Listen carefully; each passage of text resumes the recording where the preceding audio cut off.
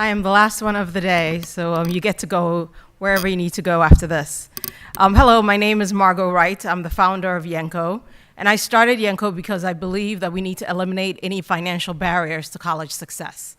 I was a student who had financial aid, and that was the only way that I was able to afford college, as I was a beneficiary of federal loans and federal grants. And unfortunately, the very thing which financial aid, which is the lifeblood of college affordability, can also be the one thing that leads students to actually leave college. So I want to talk about what are the financial barriers that lead students to drop out. There are two at the front end. And so first, if you pick a college that is actually unaffordable for you, then it'll be difficult for you to get through.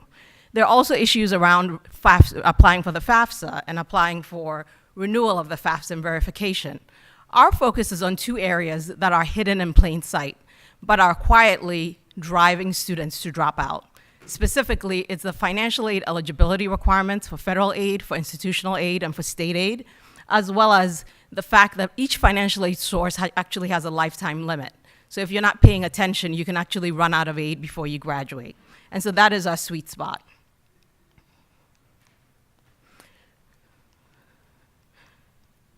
So think about a student who is in their first year of college, is struggling, mother's sick, father's laid off, and is trying to get through.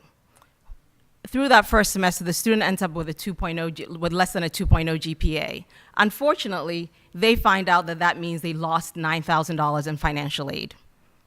Or think about a student who is trying to figure out what she wants to do, and so she changes a major. It takes her a little bit longer, and so she ends up being out of school and not being able to afford college because she already exhausted all of her financial aid. Or think about the third scenario of students who need to decide if they should drop a course or if they should take more courses, and because there is inadequate advising or inadequate information about the financial implications of it, they end up making the wrong decision, and it costs them big. It doesn't only cost the student, it also costs institutions. And so private institutions like St. John's, when they looked at the numbers, saw that 30% of their students were losing their academic scholarship. And this was students who were losing $5,000 to $12,000. It is very difficult if you've lost $12,000 of financial aid to fill that gap and to continue to go to that institution. And even at states like Georgia, who provide the Hope Scholarship, which is a full tuition scholarship, about a third of the students will keep that scholarship all the way through college. And so just think about it. 2/3 of the students don't meet the academic requirements for the Hope Scholarship and will lose that scholarship. We're talking about an issue which is really big and is affecting the issue of students dropping out of college, and yet no one is doing anything about it. And so there's been some research that has been done on this topic, and when they looked at community colleges, about 40% of the students didn't meet the requirements for federal financial aid. This is just the Pell Grant after the first semester. And not surprisingly, students who kept their aid were 3 times more likely. And so what if we could find a way for students to actually keep their financial aid all the way through? Not only would we impact students and making college affordable, but we would enable them to get through college and graduate. And so what Yenko has done is we've taken analytics from both the SIS, the students' academic data, we look at students' financial aid data, and then we look at the specific financial aid eligibility rules for that particular institution, for the state, or for the federal government. And then we give students a heads up about any issues that could come up. Because what I found in working with students at the Harlem Children's Zone was that students were finding out after the fact that they had lost aid when they couldn't do anything about it. And so the first piece of our product is an eligibility calculator. So this is a process that is done right now very manually. And so we've taken all this information and we give students, so the first students who ended up with less than a 2.0 because they were so focused on family issues would see very immediately exactly what requirement they needed and the fact that they were in danger. And so we customize it to the student using their own data, and so they can see exactly the areas in which they're fine and the areas in which they need to dig deeper. For our second student, she would be able to compare where she was and where she needed to be. And so we have customized messaging to students, and so she would be able to very quickly in her sophomore year maybe realize that she had 4 more semesters of aid, but she had 6 more semesters to go. So she could start to catch up in winter courses and summer courses, or taking a little bit more in fall and spring. The last part is helping students and giving students agency around their own success. And so I believe strongly that students make very rational decisions. Unfortunately, they're making decisions without full information. And so we provide tools that enable students to figure out, what if this happens? What happens to me? And so they can do that with their GPA. They can see, if I get all Bs, how does that impact my GPA? If I end up with 2 Bs or 2 Cs, how does that impact my financial aid eligibility? And so for the third student who couldn't figure out if they should drop that course or not, they could use our decision-making tools to then decide and see how that impacts their financial aid eligibility.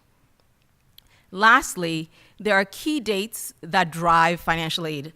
And so if you are a student who needs to take more courses, you need to make sure that you're meeting that deadline for enrollment of summer courses. If you are a student who knows that you have the FAFSA, you need to make sure that you're actually applying on time so that you're able to get work study or what's available to you. And so we've developed a checklist that is school specific, that enables students to actually see exactly what actions they should be taking, again, to increase their own agency and their success. Lastly, we have an advisor dashboard that surfaces this information for institutions. So here was the surprising thing that I found.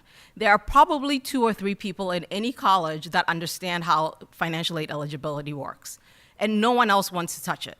So if you have an academic advisor who suggests to you that you should drop a course, they don't understand what the financial aid implications are. And so they'll just tell you should just go to the financial aid office. And if any of you have gone into a university, financial aid offices have very long lines, and they're not particularly designed to support student success. And so what we've done is we've taken, again, this manual process of figuring out eligibility, and we've put it into a dashboard. And so we make it easy for any faculty advisor, any academic advisor to find out exactly what students need to do to be successful. Lastly, we are working on not just taking our GPA calculator, but really creating a robust system that will work with institutions that enables students to look at all of the different aspects that drive financial aid. And so, for example, students typically don't know that if you withdraw from a course, you may have to pay money back to the federal government. And so a student who has a 0 balance will very quickly realize that now they have a balance and they don't know why. And so we want to make sure that we're building the right kinds of tools for students. Our product right now is out in the market. We have a B2C product for students, and we're working with nonprofit organizations that are particularly focused on college access and college success as we test out and iterate the product. But our core customer is the institution. We believe that we are part of the solution for schools to recover revenue that they have lost over the years. And so if we can support them in making sure the students keep their aid, we can actually support them in keeping those students in through graduation, and ultimately to get them to, students will be successful, schools will be successful, and the economy and all of us will win. And so that is Yenko. I'm always looking to talk to people who care about the intricacies of financial aid and who care about student success. And so please find me. My email is margo@getyenko.com, and I would love to talk to you. Thank you.